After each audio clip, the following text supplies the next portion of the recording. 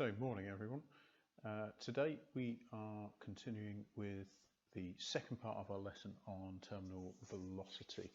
So we looked at weight last time in the live lesson, and today we're going to be looking at the concept of terminal velocity, which is an idea that you've encountered before. The first part of this is an extension of work that we did a couple of units ago, which is thinking about the forces that are acting on an object and thinking about how those forces are going to change as the object falls further. We're going to go back to that idea of balance forces and how that relates to terminal velocity, and then you need to be able to use these concepts when we are talking about graphs, and so talk about the forces that are acting upon it, whether they're balanced or not, and so whether the object is travelling at terminal velocity or not. And then our final thing is to think about some factors that could affect the value for that terminal velocity, i.e. make it a higher terminal velocity so that the object's falling faster, or a lower terminal velocity so that the object is falling more slowly. So our first question to consider is we've got a brick in the image and we've got a feather. Now, the answer to this question, if we were thinking about it in our normal world that we experience every day, would lead you to answer that the brick will touch ground before the feather does. The question that I have for you is, well, imagine that we were in an environment which was a vacuum, and so there was no air present. Now, which object will fall quickest? This is, of course, Galileo's famous kind of experiment where he talked about a cannonball and a feather and dropping them from a tower, and which would hit the ground first of all. So have a think about your reasons why you might be thinking that, and then we'll have a look at the animation and see what it shows us.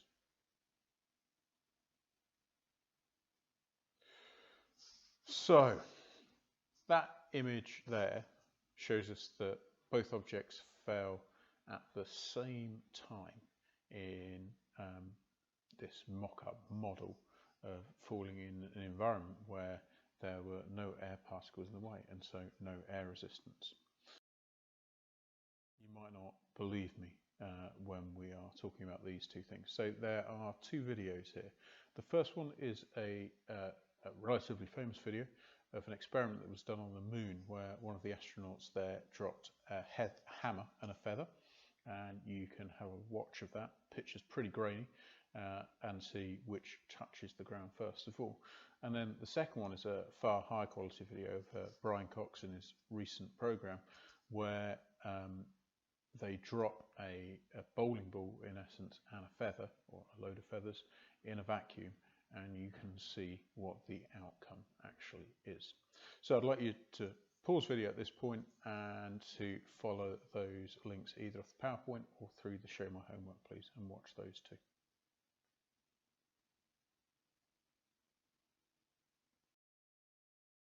Right, so that was pretty amazing, watching those two things and seeing about the fact that an object can actually, of a far greater mass, will still hit the ground at the same time as an object with much less mass.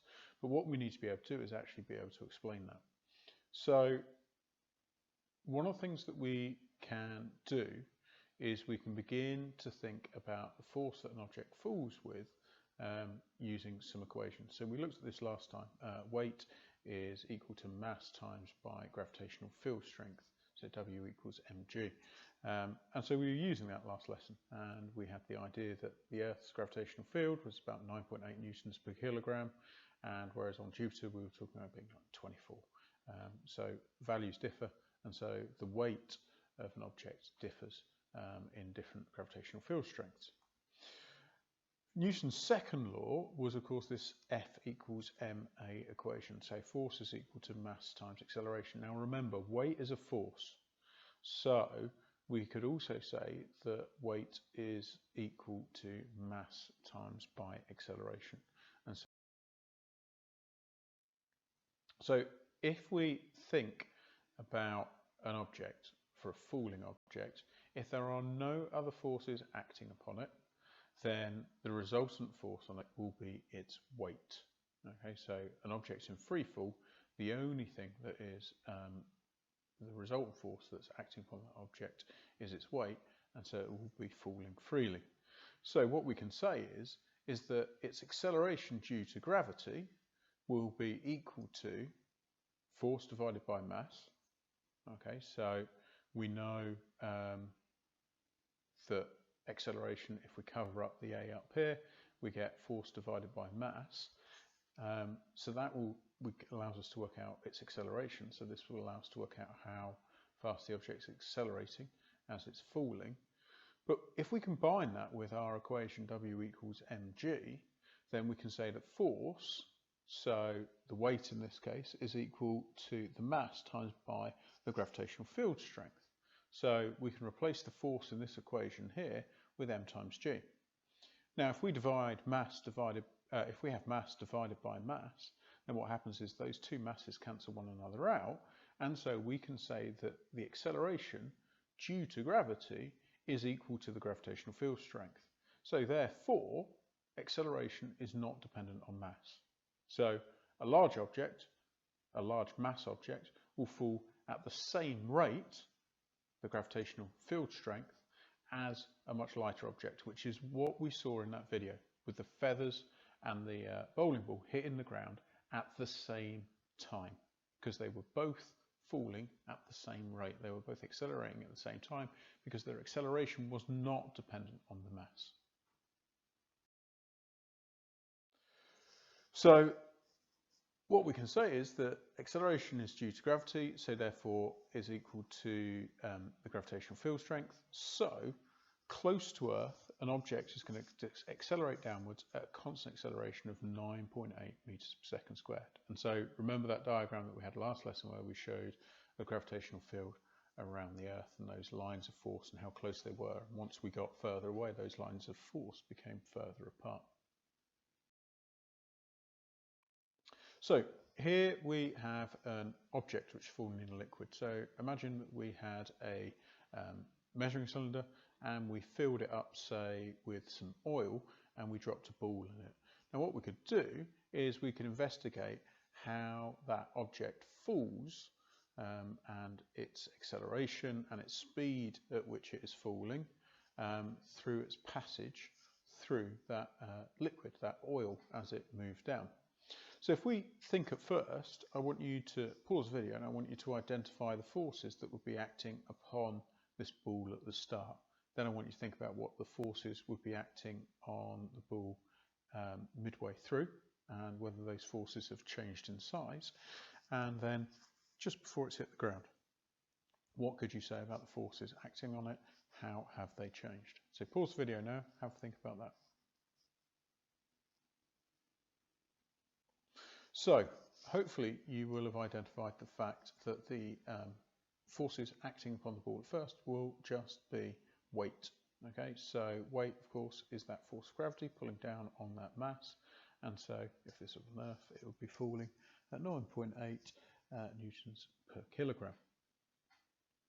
As the object falls further, so as we hit this kind of midway point, what you should have identified is that the object is still falling due to its weight, but what you should have is that drag force, which was maybe 0 or very small at the start, is now bigger because the object is speeding up, so it's accelerating, and as it falls faster it hits more particles in the liquid per second, and so that slows it down. So the object is still accelerating, but it's accelerating at a lower rate, and so its speed is increasing less every time that it falls.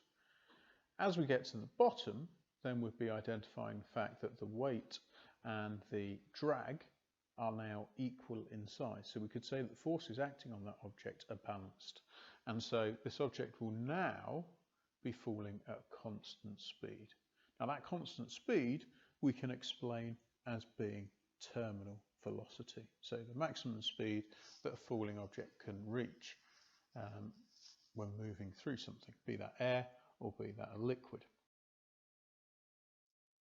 So as the object moves through the liquid, the friction between it and the liquid will increase. So that's a way of saying that the drag increases. When that force of friction equals the weight, it's going to stop accelerating, it's going to reach a constant speed, and so that's its terminal velocity. And we can see that represented here. So here's the object at rest, it starts to fall, and we can see the only force acting upon it is its weight. As it falls further, its speed has increased, and so drag has increased, so we've got that increase. Whereas at this point here, the weight and the drag force, the frictional force, are the same size, so they're balanced, so we can talk that the object is falling in its terminal velocity. So what we want to think about is that we don't just have to think about an object falling through a liquid, we can think about an object falling through air, because there are still particles in the air. It's just that those particles are further apart, and so their drag force is going to be slower, but it's still there, and it's still going to increase as speed increases. So in exactly the same way, we can think about this idea that at first the object is going to accelerate downwards due to the force of gravity. As the object's speed increases, drag forces such as air resistance are going to increase, and at terminal velocity, the weight of the object due to gravity is going to be balanced by the frictional forces, and so the additional bit that we can add on, we can say that the resultant force is going to be zero. There is no force acting downwards, whereas in all of these earlier situations, there was always a resultant force in the downwards direction, and that's why the object was accelerating when it was falling.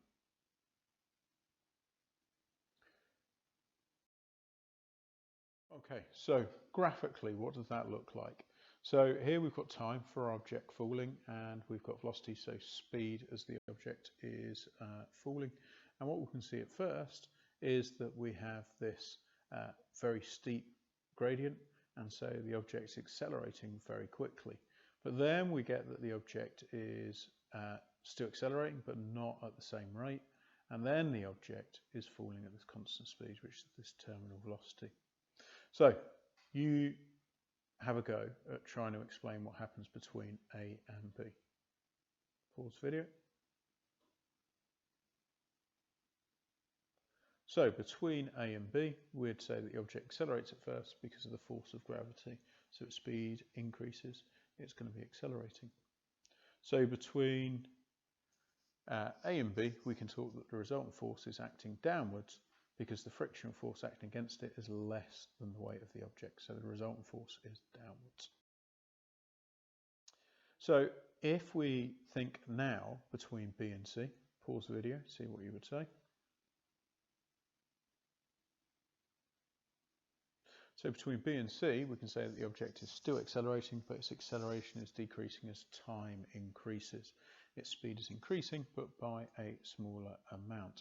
And we're saying that the resultant force is still acting downwards, but the size of that resultant force is getting smaller.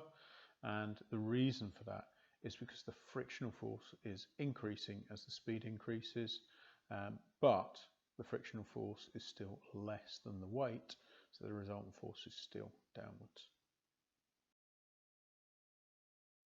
So now you need to consider C and D.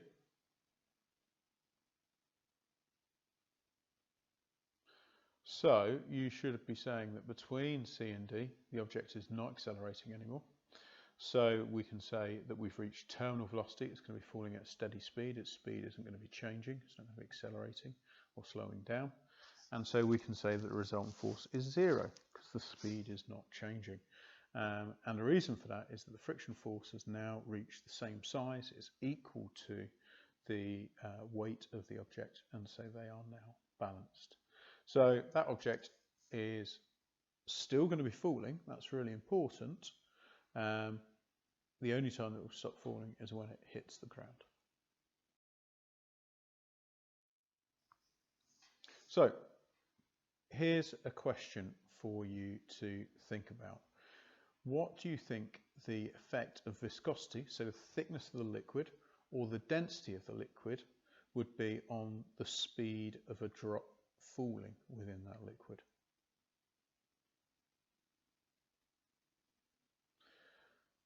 how could you change the shape to increase or decrease the speed of the drop?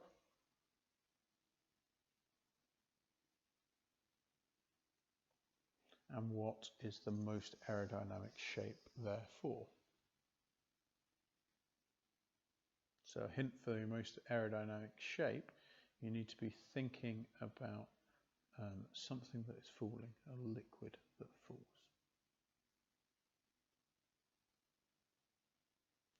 So hopefully you will have picked up the fact that increasing the viscosity, making an object thicker, or increasing the density of a liquid is going to reduce the speed of the drop in the liquid. So it's going to have a lower terminal velocity because the frictional forces will be higher.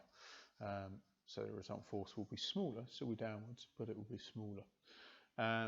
So one of the things that we might want to consider is changing the shape of the drop. So you might make it more streamlined. If it was falling through air, would be thinking about aerodynamic, but you'd be thinking about, you know, something with maybe a sharp nose or with a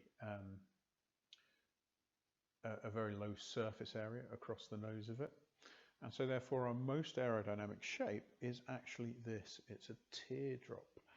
Or a raindrop as it is falling through the air, because the air shapes it into the most aerodynamic shape.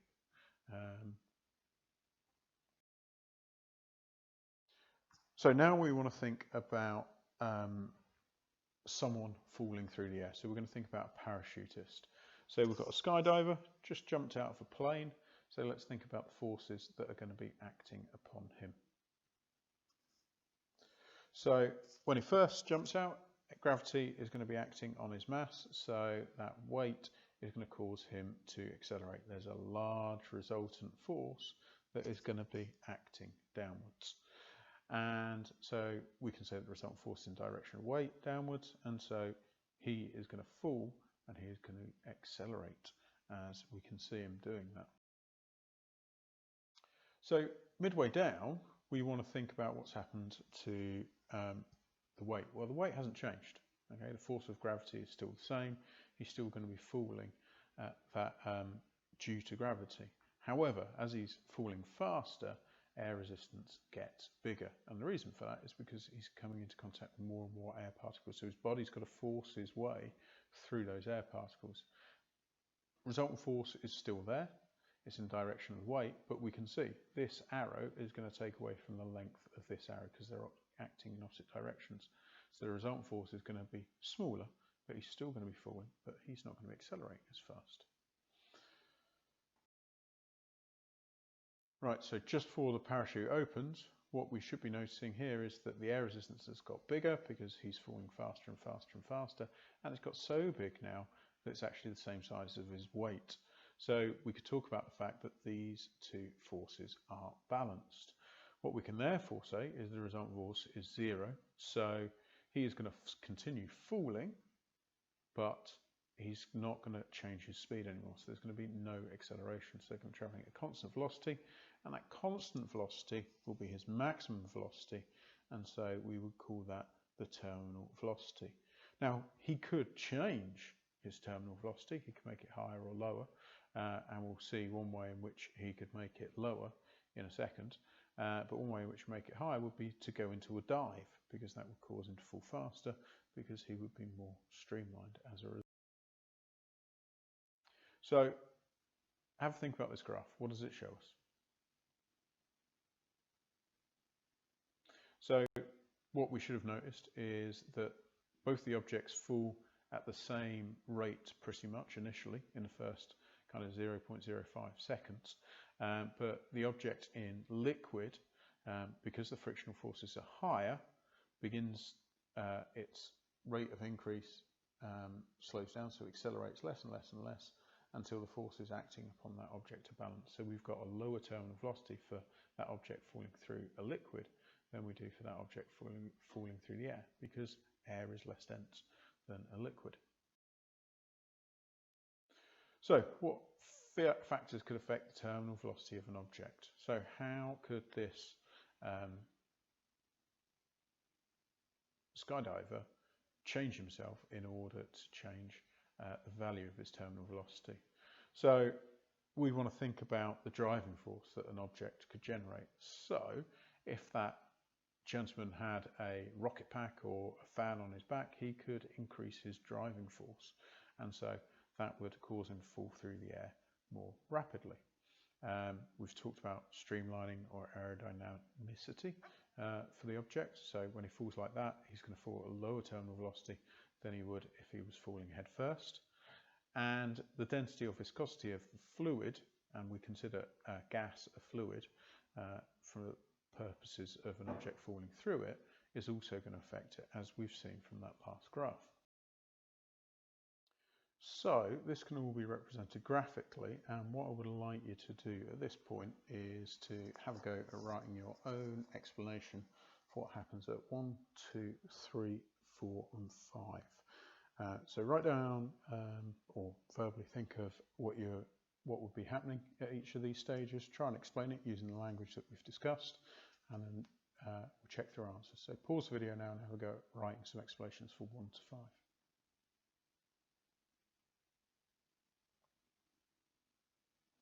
So hopefully at 1 you've identified the fact that at first the skydiver is going to be accelerating at a high rate, so we've got that steep gradient on the graph that we can see here, because that force of gravity is going to be pulling them down. That resultant force is going to be downwards and it's going to be large, so we're accelerating at a high rate. We want to think about the fact that as the skydiver speeds up, their acceleration decreases, the gradient becomes less steep, because the air resistance is increasing. They're hitting more air particles as they go down, but resultant force is still in a downwards direction here. At point 3, we've got that the gradient is 0, so the object is no longer accelerating, or the parachutist is no longer accelerating, so they're travelling at their terminal velocity. Weight and air resistance have become the same size, they're equal, so the resultant force is 0 overall.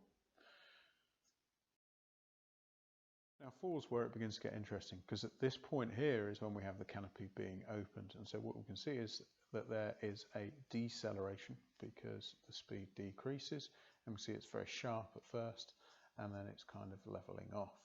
Now that's linked to when the canopy is opened, so our explanation for this is thinking about the fact the canopy's got a much larger surface area, and so it's going to increase the air resistance. That means they're going to be colliding with more particles per second, so that means that the terminal velocity will end up being lower, and so the object is now decelerating to come down to that lower terminal velocity. So we can talk about the air resistance is much bigger than the weight, and so the parachute is going to slow down. 5, the air resistance gets less and less as the parachutist slows down, and then again we end up with a balance between the gravity, the weight that is acting downwards, and the air resistance moving up, and so they're going to fall at terminal velocity, but this time it's a much slower terminal velocity because the object had a much greater surface area, and so there was more air resistance experienced, and so they collided with more air particles as a consequence. Right, in your booklets there's a whole number of tasks that I want you to do, all detailed on Show My Homework. The answers to that are across the next few pages, so there's some of the that's the answers to the second part. And there's this set of questions to do. And there are the answers for that set of questions. Okay, thanks a lot, and I will see you for your lesson on